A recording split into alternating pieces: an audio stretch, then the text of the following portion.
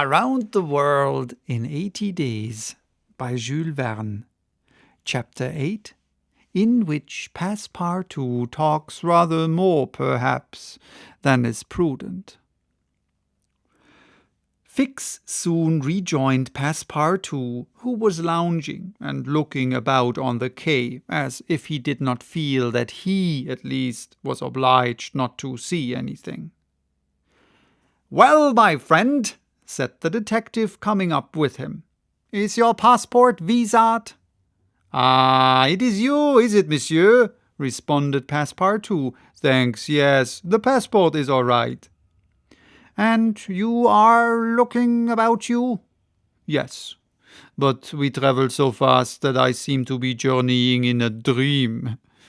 So, this is Suez?" "Yes." "In Egypt?" "Certainly in Egypt." "And in Africa?" "In Africa." "In Africa," repeated Passepartout. "Just think, monsieur, I had no idea that we should go farther than Paris, and all that I saw of Paris was between 20 minutes past 7 and 20 minutes before 9 in the morning between the Northern and the Lyon stations, through the windows of a car and in a driving rain. How I regret not having seen once more Père Lachaise and the circus in the Champs-Élysées." "You are in a great hurry, then?" "I am not, but my master is. By the way, I must buy some shoes and shirts. We came away without trunks, only with a carpet-bag." "I will show you an excellent shop for getting what you want."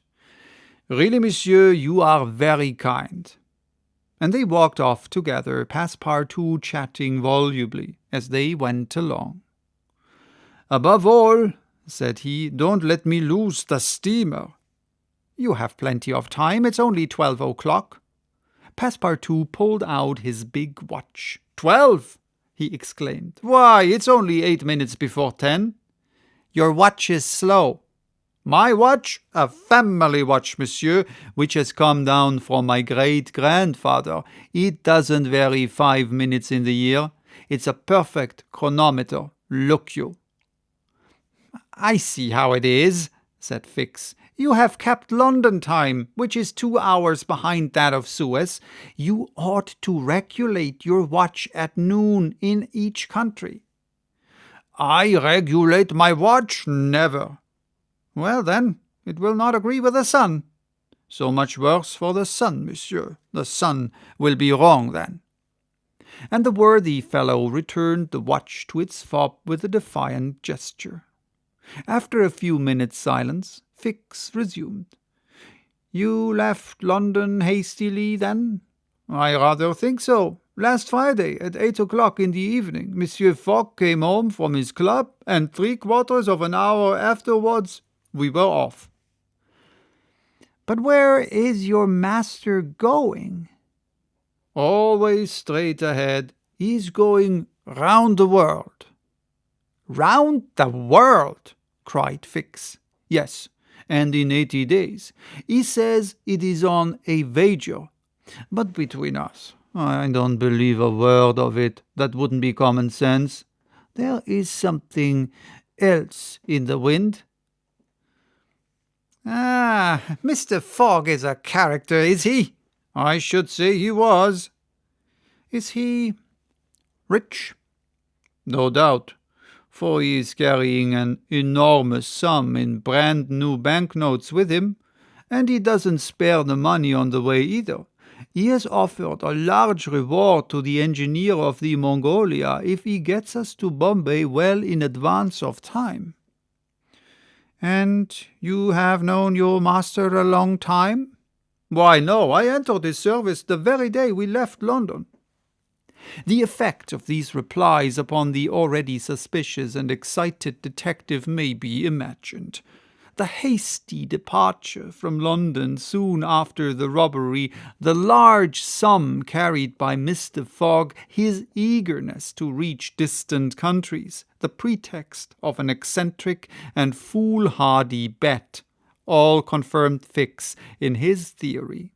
He continued to pump poor Passepartout, and learned that he really knew little or nothing of his master, who lived a solitary existence in London, was said to be rich, though no one knew whence came his riches, and was mysterious and impenetrable in his affairs and habits.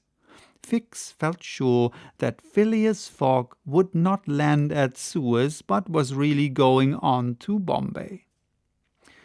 "Is Bombay far from here?" asked Passepartout. "Pretty far. It's a 10 days' voyage by sea." "And in what country is Bombay?" "India."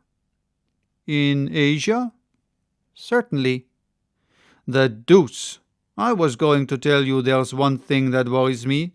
My burner." "What burner?" "My gas burner, which I forgot to turn off, and which is at this moment burning at my expense. I have calculated, monsieur, that I lose 2 shillings every 24 hours, exactly 6 pence more than I earn, and you will understand that the longer our journey—" Did Fix pay any attention to Passepartout's trouble about the gas? It is not probable. He was not listening, but was cogitating a project. Passepartout and he had now reached the shop where Fix left his companion to make his purchases, after recommending him not to miss the steamer, and hurried back to the consulate. Now that he was fully convinced, Fix had quite recovered his equanimity. "Consul," said he, "I have no longer any doubt. I have spotted my man. He passes himself off as an art stick who is going round the world in 80 days. "Then he's a sharp fellow," returned the consul, and counts on returning to London after putting the police of the 2 countries off his track. "We'll see about that," replied Fix. "But are you not mistaken?" "I am not mistaken." "Why was this robber so anxious to prove by the visa that he had passed through Suez?" "Why, I have no idea. But listen to me." He reported in a few words the most important parts of his conversation with Passepartout. "In short," said the consul, "appearances are wholly against this man. And what are you going to do?" "Send a dispatch to London for a warrant of arrest, to be dispatched instantly to Bombay, take passage on board the Mongolia, follow my rogue to India, and there, on English ground, arrest him politely with my warrant in my hand and my hand on his shoulder." Having uttered these words with a cool, careless air, the detective took leave of the consul and repaired to the telegraph office, whence he sent the dispatch which we have seen to the London police office. A quarter of an hour later found Fix, with a small bag in his hand, proceeding on board the Mongolia, and, ere many moments longer, the noble steamer rode out at full steam upon the waters of the Red Sea. So that was chapter 8. Bye-bye. Till next time with chapter 9, in which the Red Sea and the Indian Ocean prove propitious to the designs of Phileas Fogg.